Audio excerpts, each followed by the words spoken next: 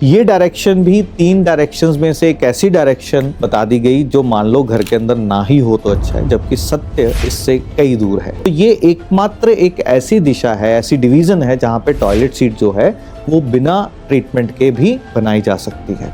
अगर ये दिशा में असंतुलन है तो आप किसी भी चीज पे कितनी भी मेहनत कर लो, आपको उसके परिणाम अच्छे आपके फेवर में नहीं मिलेंगे। जितने मर्जी एफर्ट्स लाइफ के अंदर कर लो, आपको उसका आउटकम तो नहीं मिलेंगे, पर जो चीज के ऊपर आप खर्च भी करोगे वो भी चीज वेस्टफुल एक्सपेंडिचर में कन्वर्ट हो जाएगी।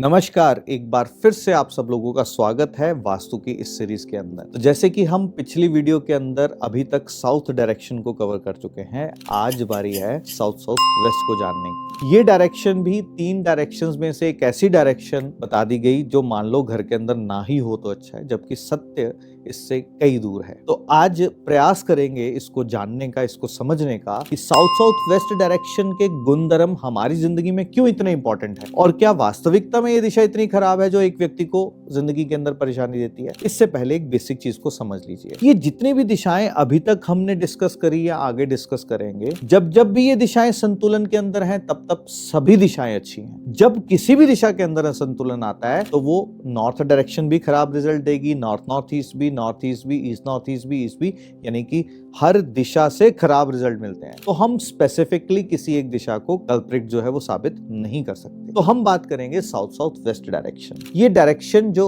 नैऋत्य कोण और दक्षिण दिशा, इस दोनों के बीच में बनती हुई जो डायरेक्शन है, डिवीजन है, जिसको साउथ साउथ वेस्ट कहा जाता है, यानी कि southern side of south west is south west. तो हम क्या बोलेंगे, southern side of south west is south south west direction, इसको ऐसा कहा जाता है। ये दिशा वास्तु पुरुष के अंदर एक ऐसी शक्ति को बताती है जो शक्ति जिंदगी के अंदर डिस्पोज ऑफ करने के लिए हेल्पफुल है। तो यानी कि वास्तुशास्त्र में यही कहते हैं कि वास्तु के अंदर टॉयलेट सीट का कोई भी प्रावधान नहीं है, पर वास्तु पुरुष मंडल की संरचना को अगर हम देखते हैं और वास्तु पुरुष को अगर हम देखते हैं तो ये एकमात्र एक ऐसी दिशा है, ऐसी डिवीजन है जहां पे टॉयलेट सीट जो है वो बिना ट्रीटमेंट के भी बनाई जा सकती है। और जब भी इस ट्रीटमेंट की बात कर रहे हैं या इस दिशा की बात कर रहे हैं तो पहले इस दिशा को और गहराई से जो है वो समझ लेते हैं। ये दिशा है आपके किए गए इन्वेस्टमेंट्स की। कहीं पे टाइम इन्वेस्ट कर रहे हो या आप कहीं पे पैसा इन्वेस्ट कर रहे हो, तो क्या वो सही जगह लग रहा है, ये दिशा उसको फिक्स करती है। अगर ये दिशा में असंतुलन है तो आप किसी भी चीज पे कितनी भी मेहनत कर लो, आपको उसके परिणाम अच्छे आपके फेवर में नहीं मिलेंगे। अगर इस दिशा के अंदर इम्बैलेंस है तो आप जितने मर्जी एफर्ट्स लाइफ के अंदर कर लो, आपको उसका आउटकम तो नहीं मिलेंगे, पर जो चीज के ऊपर आप खर्च भी करोगे वो भी चीज वेस्टफुल एक्सपेंडिचर में कन्वर्ट हो जाएगी। यानी कि आपकी जिंदगी का स्पेंड किया गया हर लम्हा और आपके द्वारा स्पेंड किए गए हर एक सिंगल पेनी इस दिशा के साथ जुड़ी हुई है। तो इसका मतलब क्या है, ये बहुत इंपॉर्टेंट है क्योंकि हम अपनी जिंदगी के अंदर या तो टाइम को स्पेंड कर रहे हैं कुछ सीखने में, कुछ काम करने में, कुछ नौकरी करने में, कुछ बिजनेस करने में, तो हम क्या कर रहे हैं, टाइम को स्पेंड कर रहे हैं। तो अब वो स्पेंड जो है इन्वेस्टमेंट की ओर हो जाए तो ये दिशा का संतुलित अवस्था के अंदर होना बहुत इंपॉर्टेंट है। क्योंकि माँ बाप कई बार आके कंप्लेंट करते हैं कि बच्चे ने पूरे साल पढ़ा बट रिजल्ट्स जो हैं फेवर में नहीं आए। इंटरव्यू क्रैक करने के लिए एक व्यक्ति ने बहुत ज्यादा मेहनत करी बट IAS KAS नहीं कर पाए, या कहीं ना कहीं एक बिजनेसमैन अपने काम को बढ़ाने के लिए स्टॉक को डालता रहा पर वो स्टॉक आउटकम नहीं दे पाया, यानी कि क्या हो गया, वेस्टफुल एक्सपेंडिचर हो गया। नहीं तो कई बार कंप्लेंट्स आती हैं कि घरों के अंदर ऑल ऑफ सडन जो है वो सामान, इलेक्ट्रॉनिक्स खराब हो जाना, सामान का टूटते चले जाना।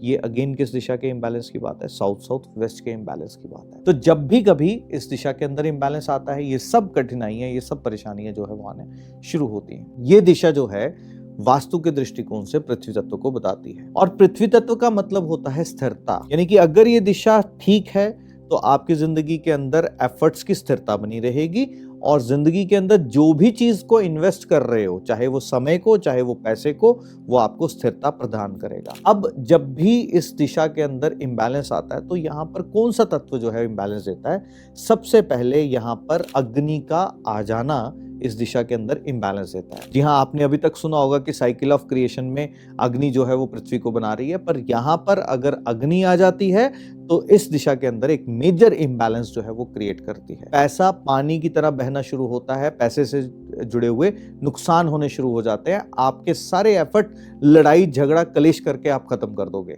यानी कि आप अपने ही काम के ऊपर खुद पानी फेर देने का काम जो है वो करना शुरू करते हो जब भी यहां पर लाल रंग आ जाता है। अब यहां पर लाल रंग नहीं है तो क्या किचन आएगी तो भी उसके ऐसे प्रभाव कहीं ना कहीं देखने को मिलते हैं। उस किचन में बने हुए खाने को खा करके पेट तो भर पाओगे, बट कई बारी उसके बेनिफिट्स जो हैं वो आपको नहीं मिल पाते। कब?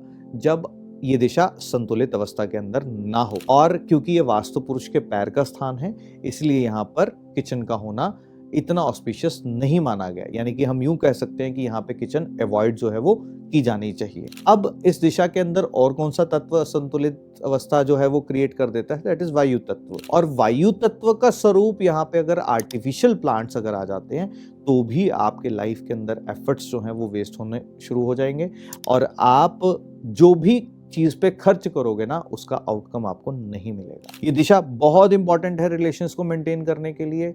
ये दिशा बहुत इंपॉर्टेंट है आपकी जिंदगी के हर एक सेकंड को अच्छे रिजल्ट्स में कन्वर्ट करने के लिए। तो जब भी कभी आपको वास्तु के दृष्टिकोण से ये समझना है कि लाइफ के अंदर जो भी मैं कर रहा हूं या कर रही हूं उसका आउटकम मुझे क्यों नहीं मिल रहा, मैं बेस्ट एफर्ट पुट इन कर रहा हूं या कर रही हूं बट फिर भी मुझे आउटकम नहीं है। और कुछ लोग ऐसे हैं जो मेहनत उतनी नहीं करते बट आउटकम अच्छा है। तो इसका मतलब आपके घर का साउथ वेस्ट डायरेक्शन जो है वो खराब है। जब भी कभी ऐसा होगा, शकुनों के तौर पे आपके घर के अंदर नुकसान बहुत होगा। कभी लाइट्स खराब होंगी, कभी इलेक्ट्रॉनिक्स ऑलरेडी खराब हो जाएगा एकदम से।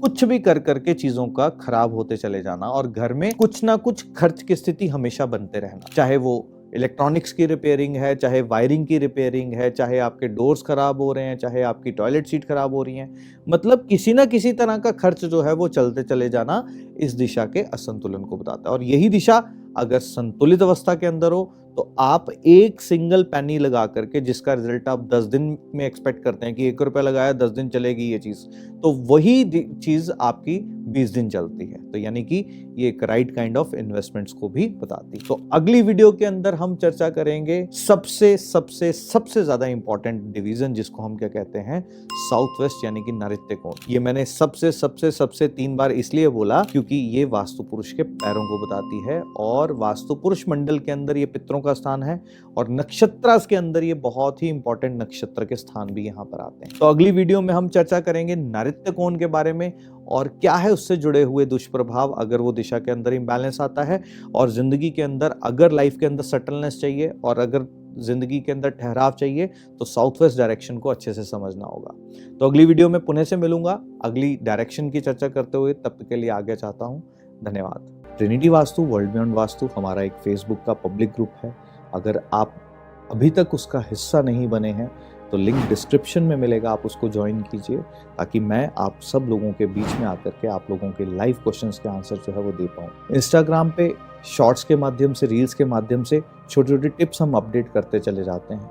आप अगर उसका हिस्सा बनते हैं तो शॉर्ट्स के माध्यम से, रील्स के माध्यम से छोटी छोटी सी रेमेडीज़ हैं जो करके आप अपने जीवन के अंदर खुशियाँ पा सकते हैं।